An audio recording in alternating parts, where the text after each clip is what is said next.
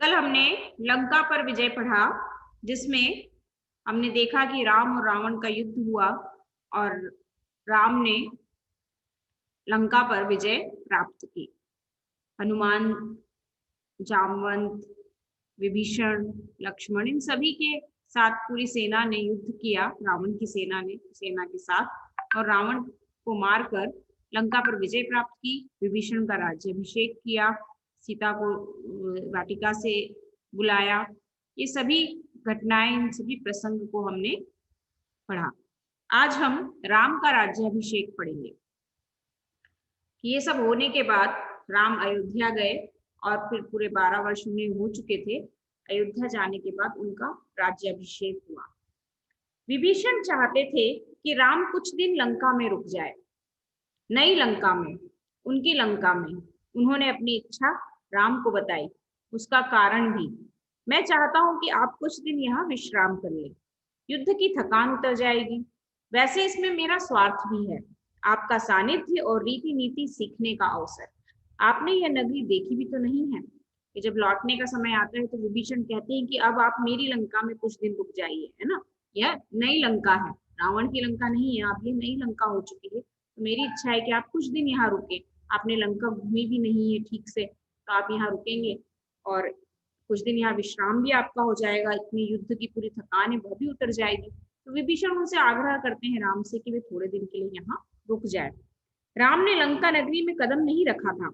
सीता से मिलने हनुमान गए 2 बार, अंगद गए, लक्ष्मण भी हो आए। विभीषण के राज तिलक के समय राम उस नगरी से दूर ही रहे। यह संभव नहीं है मित्र, राम ने कहा। वनवास के 14 वर्ष पूरे हो गए हैं, मैं तत्काल अयोध्या लौटना चाहता हूँ। भरत मेरी प्रतीक्षा कर रहे होंगे, जाने में विलंब हुआ तो वे प्राण दे देंगे। उन्होंने प्रतिज्ञा की है, मैं उनकी प्रतिज्ञा से बंधा हूँ। विभीषण राम से अलग नहीं होना चाहते थे। उनका अनुरोध राम ने अस्वीकार कर दिया था, पर वे निराश नहीं थे। इस बार उन्होंने एक नया प्रस्ताव रखा। मेरी इच्छा है कि मैं आपके राज्याभिषेक में उपस्थित रहूं, मुझे अपने साथ चलने की अनुमति दे। राम ने उनका आग्रह स्वीकार कर लिया। आप मेरे लिए यात्रा की व्यवस्था कर दें। राम ने विभीषण की विनती मान ली तो सुग्रीव और हनुमान आगे आए। राम ने उन्हें भी अयोध्या आमंत्रित किया।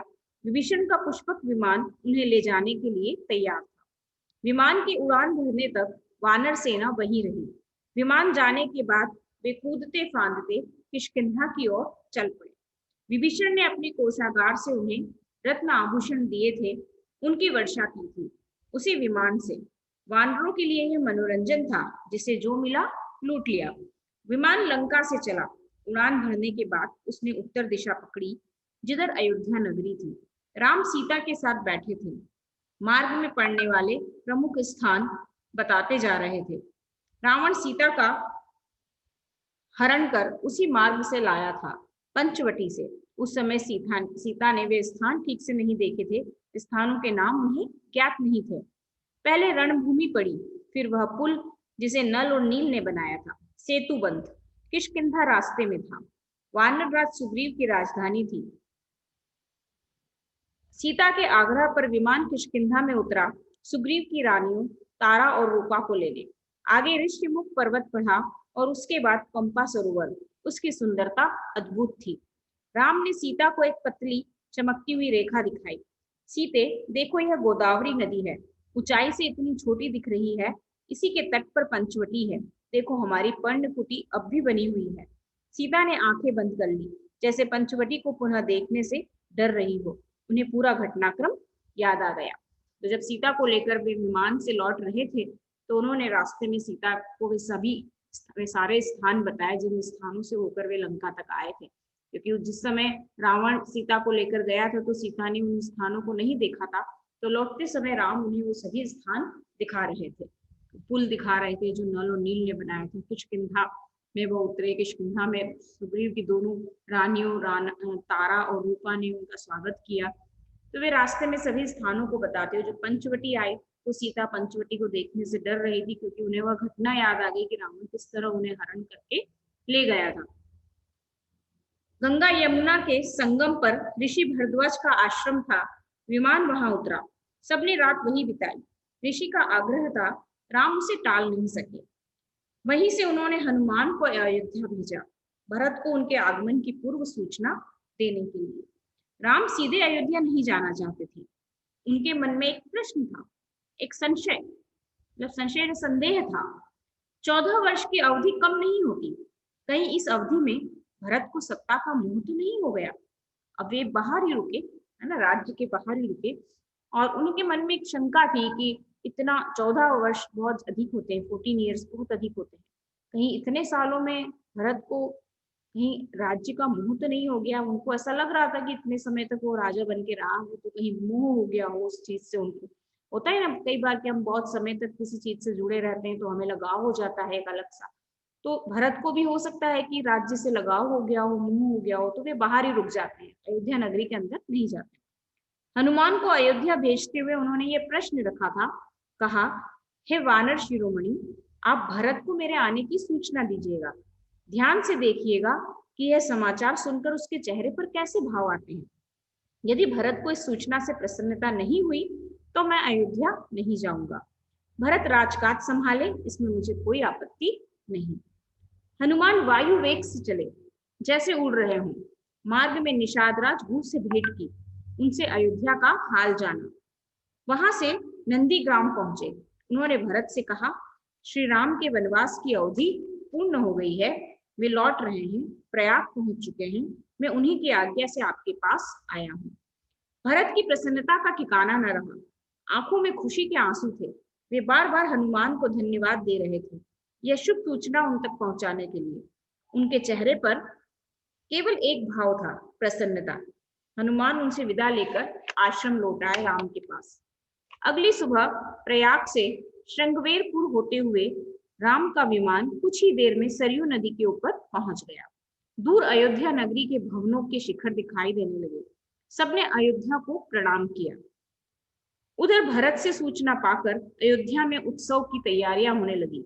नगर को सजाया गया। शत्रुघ्न राज्याभिषेक की व्यवस्था में लग गए। महल से तीनों रानियां नंदीग्राम के लिए निकल पड़ी। कौशल्या सबसे आगे थी। उन्हें पता था कि राम पहले भरत से भेंट करेंगे। राम का विमान नंदीग्राम उतरा। उनका भव्य स्वागत हुआ। आकाश राम के जय घोष से गूंज उठा। राम ने विमान से उतरकर भरत को गले लगाया, माताओं को प्रणाम किया। भरत भागते हुए आश्रम के भीतर गए, राम की खड़ाऊ उठा लाए, जिसे सिंहासन पर रखकर उन्होंने 14 वर्ष राजकाज चलाया था।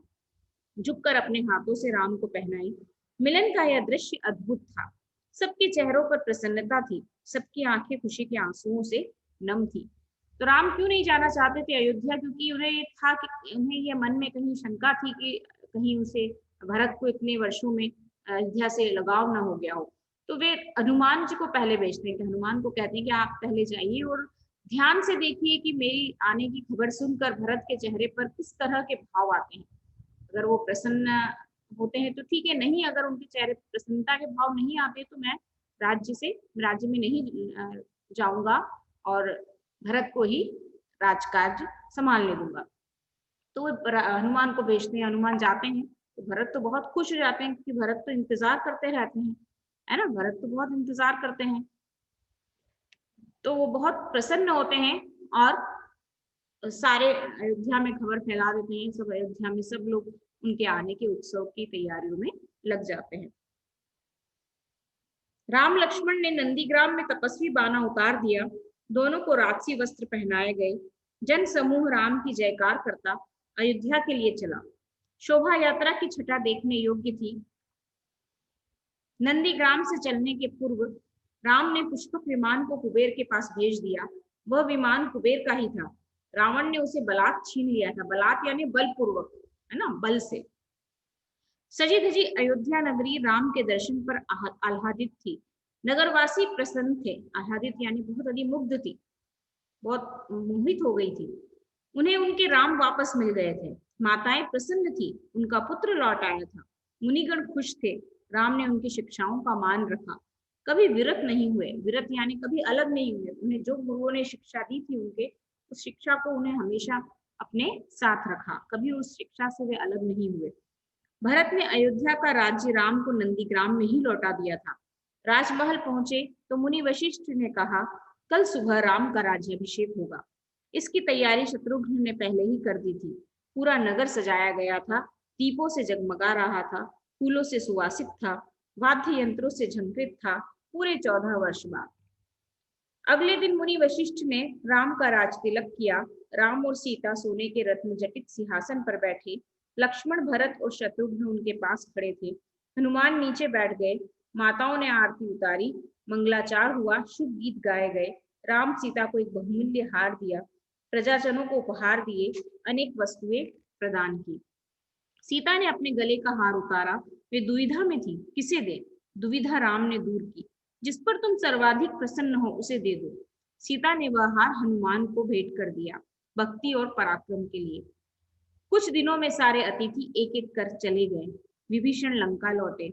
सुग्रीव ने किष्किंधा की ओर प्रयाण किया। प्रयाण यानी जाना, प्रस्थान करना। ऋषि मुनि अपने आश्रम चले गए। हनुमान कहीं नहीं गए, राम दरबार में ही रहे। राम ने लंबे समय तक अयोध्या पर राज किया। उनके राज में किसी को कष्ट नहीं था, सब सुखी थे। राम राज्य इसलिए कहा जाता है जहाँ कहीं सब लोग सुखी होते हैं, कोई चिंता फिक्र नहीं होती, सब आराम से रहते हैं। तो आज भी हम कहते हैं राम राज्य है उनके उसमें, उनके घर में तो राम राज्य चलता है, या उस नगर में तो राम राज्य है।